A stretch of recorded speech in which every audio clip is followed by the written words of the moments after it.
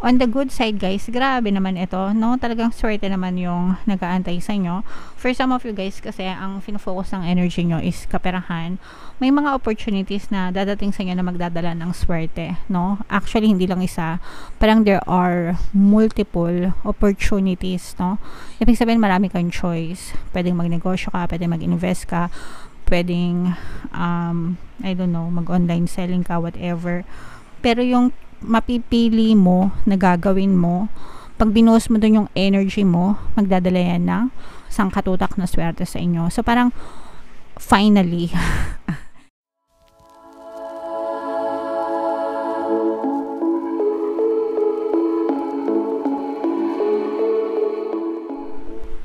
hello guys, hello Pisces, welcome back to Pinoy Pixie Tarot. Ang pamagat ng ating episode for tonight is mid-month kapalaran para ngayon November 16 to 30 para sa Pisces, Sun, Moon, Rising Sign, and Venus. General reading lang guys, pwede mag-resonate, pwede hindi. Combination guys ng positive and negative energy.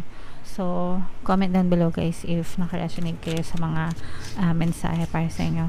So, unahin natin itong mga mensahe para sa inyo ng inyong mga gabay. Mga kapiksi, we have structure energy or structure message. We have healing and we have reflection message para sa inyo guys. So, una mga kapiksi, we have the structure message para sa inyo. Ibig sabihin nito guys, no, yung parang pundasyon ng buhay natin. Kailangan may matibay tayo na pundasyon sa buhay natin, yung ating belief system. Maganda yung belief system natin para makapag-create tayo ng strong foundation sa buhay natin, as well as yung ating relationship with other people. Mga kapiksi, bahagi yan ng ating system, no? Kumbaga, support system sa paligid natin. You have to understand na no man is an island. Hindi tayo mabubuhay sa sarili lang natin. Bahagi tayo ng buhay, 'di ba? Meron tayong contribution, ganun din yung ibang tao sa buhay natin. So dapat nagbi-build tayo ng strong foundation. Unang-una yung belief system natin. Kailangan maayos yung belief system mo. Huwag ka mag-entertain ng mga negative crap, ganyan. Crap na belief system. Instead, mag-focus ka sa mga gandang belief system na magsusupport sa iyong desire or magsusupport dun sa iyong mga nais na makamtan sa iyong buhay. Pangalawa, syempre yung relationship mo with other people, pagtibayin mo, 'di ba? Relasyon mo sa pamilya mo, relasyon mo sa nasa taas unang-una, and then relationship mo sa pamilya mo, sa mga mahal mo sa buhay, sa iyong partner, sa iyong mga kaibigan, kamag-anak, kapitbahay. Kailangan ginagalang at nirerespeto natin yung isa't isa. Kapag matibay yung support system mo, maraming tutulong sa inyo mga kapiksi, and hindi kayo mahihirapan para makasurvive sa hamon ng buhay. Alright? So, pagtibayin nyo yung inyong structure or foundation ng buhay nyo. Healing, mga kapiksi, ito yung good news, no? Kasi ibig sabihin, umaayos ang inyong pakiramdam. Pero, this is something that you shouldn't also take for granted. Kapag may nararamdaman kayo guys, lalo na pag sa kalusugan, yan palagi kong number one na ina-advise, no, na magpa-check up palagi sa mga doktor, sa mga manggagamot, kasi sila yung tamang tao, no? Sila yung tamang may kakayahan, abilidad, capabilities para alamin kung ano yung nangyayari sa inyong katawan, mga kapiksi. So, pinag-aralan nila yan, dinedicate nila yung buhay nila dyan sa pag-aaral para mabigyan kayo ng karampatang lunas. So, this is something that you shouldn't take for granted guys, whether okay yung pakiramdam nyo or lalo na kapag hindi okay yung pakiramdam nyo, magpa-check up kayo sa mga manggagamot guys. Alright? And reflection, mga kapiksi, ito yung parang analysis ng buhay mo. It's time to reflect on your past life, past circumstances, ano yung nangyari sa'yo, anong nangyayari sa'yo right now, why are things happening to you, nasaan ka ngayon, saan ka galing, saan ka papunta, ano yung mga mabubuting aral na napulot mo sa iyong past circumstances na pwede mong dalhin sa iyong present at sa iyong future, and ano naman yung mga pangit, no, na circumstances na dapat ay kinakalimutan mo na, dapat natuto ka na doon, dapat hindi mo na inuulit pa yung mga mistakes mo ng nakaraan para hindi na siya maulit sa present mo at hindi mo na siya madala sa iyong future. Alright? So, it's time to reflect, especially now na patapos na yung 2024 guys, and papasok na yung patapos na yung 2023 and papasok na yung 2024 naman. So, it's time na isipin nyo na, di ba? Na-contento ba kayo sa nangyari sa inyo right now? Masaya ba kayo? And what else do you want for next year and for the next succeeding years of your life? So, magplano. I am ready. Para sigurado. Alright? Okay. So, comment down below, Pisces, if feeling nyo nakaresonate kayo dyan sa mga messages na yan. So, yung next na message natin, titingnan natin ganap sa inyo, Pisces, ngayong November 16 to 30 gamit itong deck na to. Shuffle ko to guys. Hanapin ko yung energy ng Pisces. Habang sinashuffle ko to, panoorin nyo muna yung ating video regarding sa ating paano mag-manifest ng abundance video course. Kapiksi, sawa ka na ba sa mga struggles at hirap sa buhay mo?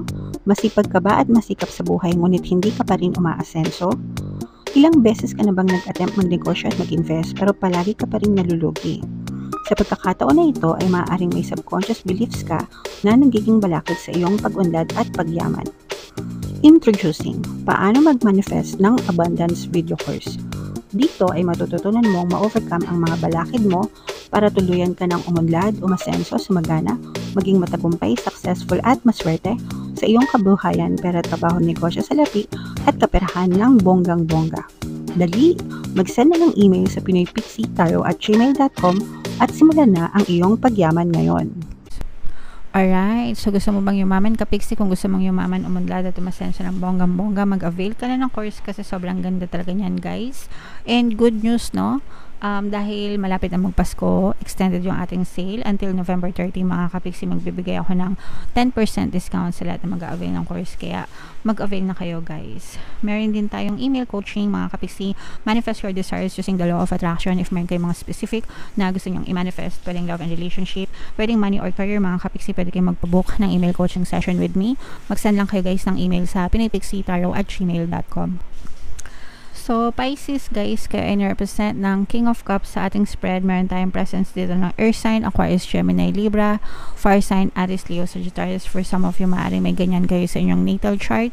For some of you, maaaring you are dealing with these people in your life. For some of you guys, pagdating sa relationship, no, kasi nakikita natin na may betrayal energy dito. For some of you, pagdating sa relationship, this is a third party situation. Ibig sabihin, maaring someone is betraying, no? The other one is betraying the other. So, pwedeng ikaw yung nag-betray sa partner mo or siya yung nag-betray sa inyo. Most of the time, kung sino yung nanonood ng tarot reading, sila yung binebetray ng kanilang partner. Kaya sila napapadpad sa mga ganitong klaseng videos because they're parang naghahanap sila na parang naghahanap sila ng sagot sa mga katanungan nila. So, in your case, mga Kapiksi, for some of you, I'm not saying all, for some of you, mga Kapiksi, this is definitely a third party energy. Nagkakaroon kayo ng conflict ng person mo dahil sa third party. Okay? And itong third party na to, this is a mistress type of third party. Kasi, pag sinabing third party, guys, pwedeng trabaho, pwedeng negosyo, trabaho, in-laws, ganyan, sugal, bisyo. Pero, this is a strong, parang mistress, third party energy, mga Kapiksi, na burdensome. For some of you guys, parang matagal nyo na itong pinag-usapan ng person mo and parang paulit-ulit na rin. Yung iba sa nyo guys, I'm sensing na even yung person mo, ayaw niya na sa third party, no? Pero parang yung third party, hindi siya papayag na iwanan siya ng person mo if in case na ganun yung sitwasyon. Kasi parang matagal na rin na nakipagbuno itong third party na to. Tapos parang nung time na umaayaw na yung person mo dun sa third party, ayaw niya kasi parang hindi niya matanggap na rejected siya ng iyong partner, knowing na third party siya. So parang medyo palaban itong third party na to, kaya parang burdensome sa inyo ng iyong partner or specific person. I'm sensing na yung iba parang hinaharas. Pwedeng hinaharas din kayo, no? Hinaharas yung person mo, pwedeng hinaharas ka rin sa mga chat, sa mga messages, ganyan, etc. etc. And palagi kayong, yung iba sa inyo parang palagi kayong nag-aaway ng person mo dahil dun sa sitwasyon na yun. Mga kapiksi. This can also be an ex, mga kapiksi, na parang ex ng person mo na naging third party kasi parang bumalik yung ex nung time na kayo na ng person mo, tapos parang gusto nung ex na to na parang agawin ulit or mapasakan niya ulit yung person mo. Okay? So may mga ganong klaseng kaganapan. So ito guys, medyo mabigat-bigat ito sa balikat nyo, matagal nyo ng pinagdadaanan. So siguro mag-usap na lang kayong mabuti ng iyong person para masettle nyo yung gusot. On the good side guys, grabe naman ito, no? Talagang swerte naman yung nag-aantay sa inyo. For some of you guys kasi ang fino-focus ng energy nyo is kaperahan. May mga opportunities na dadating sa inyo na magdadala ng swerte, no? Actually hindi lang isa, parang there are multiple opportunities, no? Ibig sabihin marami kang choice. Pwedeng magnegosyo ka, pwedeng mag-invest ka, pwedeng I don't know, mag-online selling ka, whatever. Pero yung mapipili mo na gagawin mo, pag binuhos mo dun yung energy mo, magdadala yan ng sangkatutak na swerte sa inyo. So parang finally kasi yung iba sa inyo parang I'm sensing na naging failure na rin kayo before. Comment down below guys, mga kapiksi, if naka-resonate kayo.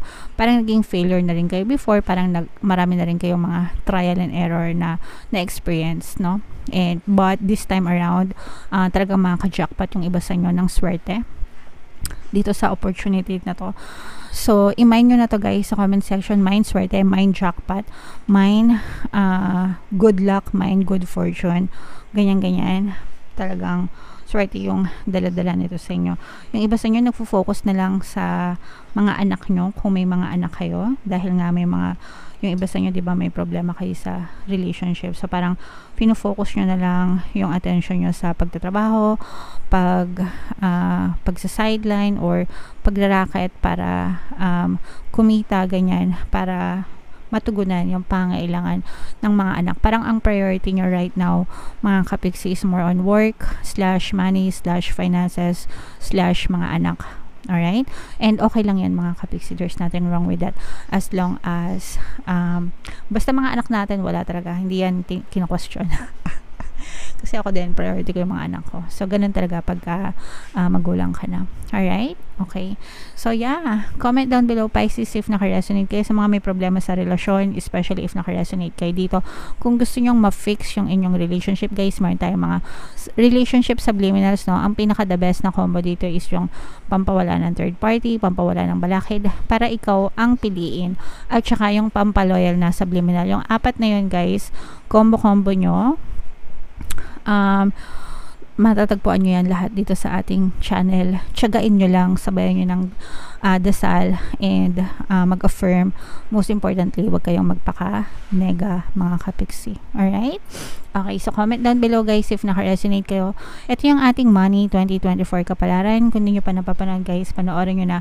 Super nice, super ganda. And ito naman yung ating success stories ng paano mag-manifest ng abundance video course. Thank you for liking, sharing, and subscribing mga kapiksi, and see you again next time. I love you all guys. Have a nice day. Bye-bye.